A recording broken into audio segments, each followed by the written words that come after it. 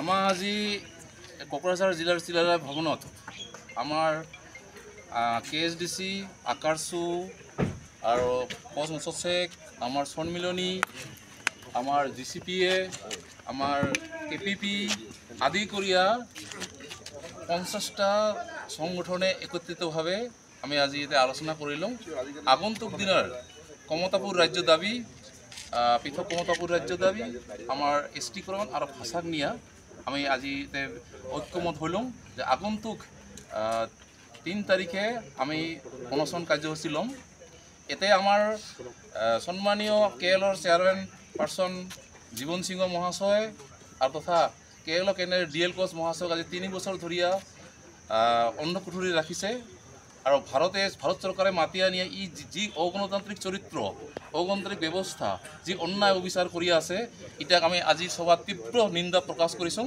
আৰু আগন্তুক দিনত আমি জীবন সিংহ মহাশয় আৰু DL কোচ মহাশয়ৰ নেতৃত্বত আমি ঐক্যবদ্ধ গণসংগ্ৰাম কৰিম আজিৰ এই সভাখনত আমাৰ গোটাইখন সংগঠন একেলগে সকলোৰে উদ্যোগত অনুষ্ঠিত কৰা হৈছে গতিকে আজিৰ এই সভাৰ যোগেদি যদি 26 আগে আগে আমাৰ কমতাপুৰ ৰাজ্য আমাৰ এষ্টিকৰণ আৰু ভাষাক যদি আমাক সম্মানজনকভাৱে সমাধান কৰে আমাৰ অধিকাৰ যদি আদায় কৰি না দেয় তাহলে কিন্তু আমি চিকেন নেকক স্তব্ধ কৰি দিম ৰাজপথ অৱৰোধ কৰিম ঘাইপথ অৱৰোধ কৰিম ৰেল অৱৰোধ কৰিম আৰু আমি 3 তাৰিখে অনশন কৰিম বুলি ঘোষণা কৰিলোঁ থ্যাংক ইউ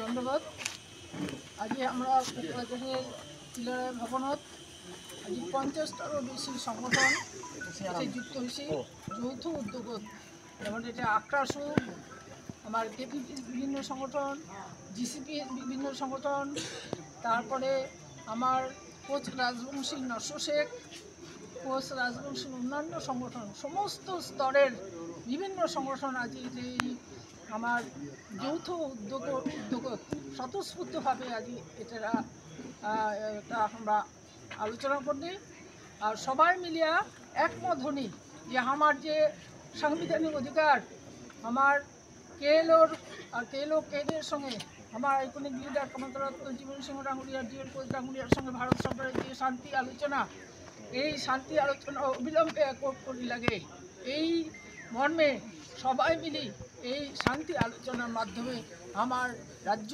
ভাষা এষ্টিকরণ যাতে অনতিবিলম্বে এই 25-এর মধ্যে আমার সরকার আমরা দিয়ে দেয় আমার যে দাবি সাংবিধানিক দাবি মৌলিক অধিকার এগুলা আমরা আদায় করতে পারি তার জন্য আমরা সমবেতভাবে আইসা 3 তারিখ থেকে অনশনের আমরা সিদ্ধান্ত গ্রহণ করছি সবাই মিলে স্বতঃস্ফূর্তভাবে আসাম উত্তরবঙ্গ বিহার মিলিয়া সবাই অনশনের ডাক আজি দেওয়া হয়েছে এই অনশনটা কি এক জায়গাতে হবে না আলাদা আলাদাভাবে হবে সেটা আমরা আরও মিটিং করিয়া আরও আমার পরিকল্পনাগুলো ঠিক করবো করিয়া কীভাবে করবো সেটা আসাম উত্তরবঙ্গ বিহার মিলিয়া আমরা আরও মিলিতভাবে আলোচনা করি এই অনশনের পরেও যদি কোনো শুরু না হয় তাহলে আগামী দিনে কি পদক্ষেপ নেবেন পর বিভিন্ন কর্মসূচি আমার এটাই শেষ আমার সংগ্রাম আমার সবারে আমার অস্তিত্ব রক্ষার যে লড়াই এটাই আমার দেয়ালত পিঠ থেকে গেছে সবাই মিলে আজ যার জন্য ঐক্যবদ্ধভাবে স্বতঃস্ফূর্তভাবে আমরা এই অনশন আন্দোলন থেকে শুরু করিয়া আমরা রেল পথ অবরোধ আরও যা কিছু করা দরকার আমার ত্যাগের বিনিময়ে আমার জীবন উৎসর্গ করিয়াও আমার এই আদায় এই পিষ্টকের মাধ্যমে আমার জীবন সিংহ ডাঙ্গুরিয়া DL কোচ ডাঙ্গুরিয়া আমার জনগণের মাঝত আমরা ফিরিয়ে নিতে চাই আসামত কিছুদিন আগে তো একটা প্রতিবাদী সভা করলেন এবার কি উত্তরবঙ্গত কি সেই সভাটা করে দিয়েছেন উত্তরবঙ্গ তো আমরা জনসভা করি পারি আমরা সমস্ত কিছু শুধু উত্তরবঙ্গ বলি না হয় আসাম বিহার উত্তরবঙ্গ সমস্ত জায়গায় আমার একই ধরনের কর্মসূচি আমার জারি থাকবে KLৰ লগত ভাৰত চৰকাৰৰ শান্তি আলোচনা কমতাপুৰ ৰাজ্য গঠন আৰু কোচৰাজসকলক জনজাতিকৰণৰ দাবীত আজি আমি এই কোকৰাঝাৰ চিলাৰায় ভৱনত কোচৰাজবংশী বিভিন্ন দল সংগঠনৰ মাজত এখন বৈঠক অনুষ্ঠিত হয় আৰু আজি বৈঠকত সিদ্ধান্ত লোৱা হয় যে আমি 26 বিধানসভা নিৰ্বাচনৰ আগতে আমাৰ যে দাবী এই দাবীকেইটিও চৰকাৰৰ ওচৰত পূৰণ হ'ব বুলি আশাবাদী।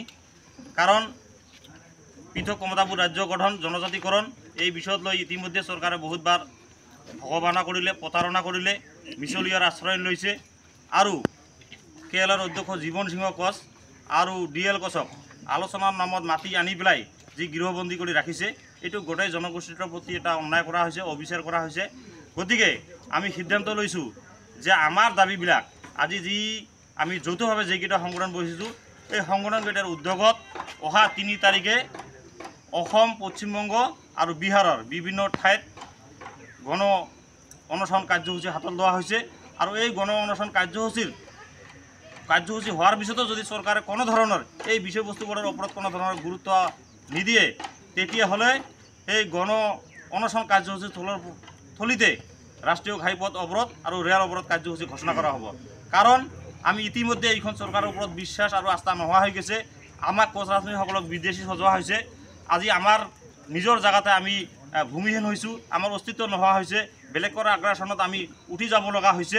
যদি আমাক খিলঞ্জীয়া বুলি ভাবে, যদি চৰকাৰে আমাক সুৰক্ষা দিব বিচাৰিছে, যিহেতু কেন্দ্ৰত আৰু ৰাজ্যত আৰু পশ্চিমবংগতো তৃণমূল কংগ্ৰেছৰ চৰকাৰ আছে, ইচ্ছা কৰিলে কোচ অফিচাৰসকলৰ সমস্যা কিন্তু সমাধান কৰি দিব পাৰে। আমি আশাবাদী আৰু দাবী জনাইছোঁ চৰকাৰক যে আমাৰ সমস্যাবিলাক অতি সোনকালে সমাধান কৰক, নহ'লে 3 তাৰিখৰ গণ অনশন কাৰ্যসূচীৰ পৰাই আমাৰ ধাৰাবাহিকভাৱে আন্দোলনৰ কাৰ্যসূচী চলিব।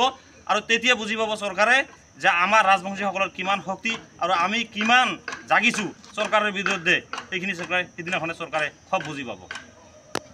গণ অনশন ক'ত কৰিব আপোনালোকে আৰু কিমান ঘণ্টা বা কিমান ঘণ্টা কৰা হ'ব এতিয়ালৈকে সিদ্ধান্ত লোৱা হোৱা নাই। হয়তো আমি আজি ৰাতি কথা পাতি পেলাই সিদ্ধান্ত ল'ম।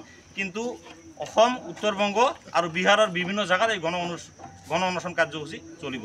যেহেতু ST দাবীক লৈ অহাকালি কেবিনেট এটা বৈঠক আছে আৰু 27 তাৰিখত তেওঁলোকে ৰিপৰ্ট দিব। এই সন্দৰ্ভত আপোনালোকে কিমান সন্তুষ্ট বা কি বিচাৰিছে আপোনালোকে? আমি আশাবাদী আৰু আমি এতিয়াও চৰকাৰৰ কৈছোঁ যে এতিয়াও আমাৰ চৰকাৰখনৰ প্ৰতি কিছু আস্থা আছে।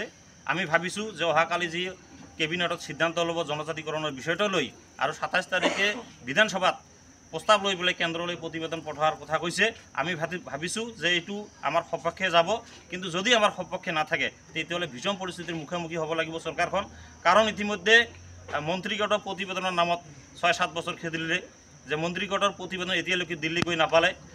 নিৰ্বাচন থকাৰ কাৰণে 2019 চনত ততাতৈয়াকৈ ৰাজ্যসভাত বিলখন লৈ গ'ল। কিন্তু এইটো যে নিৰ্বাচন কেন্দ্ৰিক আছিল, ভোট আদায় কৰাৰ এটা কৌশল আছিল, সেইখিনিও আমি বুজি পালোঁ।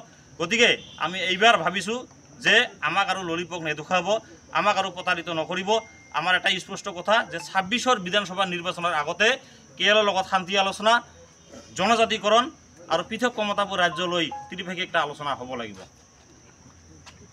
চৰকাৰে লৈ আনিলে, আনাৰ পিছত আজিলৈ তেওঁলোকে কোনো আলোচনাৰ প্ৰক্ৰিয়ালৈ অহা নাই। এই ক্ষেত্ৰত কি ক'ব চৰকাৰক? কেন্দ্ৰীয় চৰকাৰ বা ৰাজ্য চৰকাৰক কি ক'ব আপোনালোকে? হয়, জীৱন সিঙক আলোচনাৰ নামত মাতি আনিছিল, DL কোচক আলোচনাৰ নামত মাতি আনিছিল।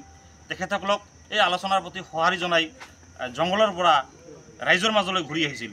কিন্তু দেখা গৈছে যে আলোচনাৰ নামত একো আলোচনা নাই, মাথো গৃহবন্দীহে কৰি ৰাখিছে।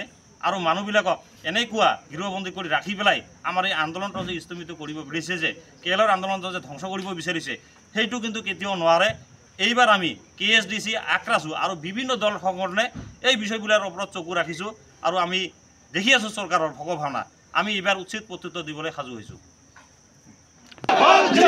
KSDC জিন্দাবাদ, জিন্দাবাদ, জিন্দাবাদ। জীবন সিংহ লং লেফট, লং লেফট, লং লেফট। জীবন সিংহ লং লেফট, লং লেফট, লং লেফট। DL কোচ লং লেফট, লং লেফট, লং লেফট। DL কোচ লং লেফট, লং লেফট, লং লেফট। KSDC জিন্দাবাদ, জিন্দাবাদ, জিন্দাবাদ। আক্রাসু লং লেফট, লং লেফট, লং লেফট। আক্রাসু লং লেফট, লং লেফট, লং লেফট। আক্রাসু লং লেফট, লং লেফট, লং লেফট। GCPA লং লেফট, লং লেফট, লং লেফট। GCPA লং লেফট, লং left, লং left. GCPA long left, long left, long left. KPP long left, long left, long left. KPP long left, long left, long left. Koos Nassar Sheikh Jindabad, Jindabad, Jindabad. Koos Nassar Sheikh Jindabad, Jindabad, Jindabad.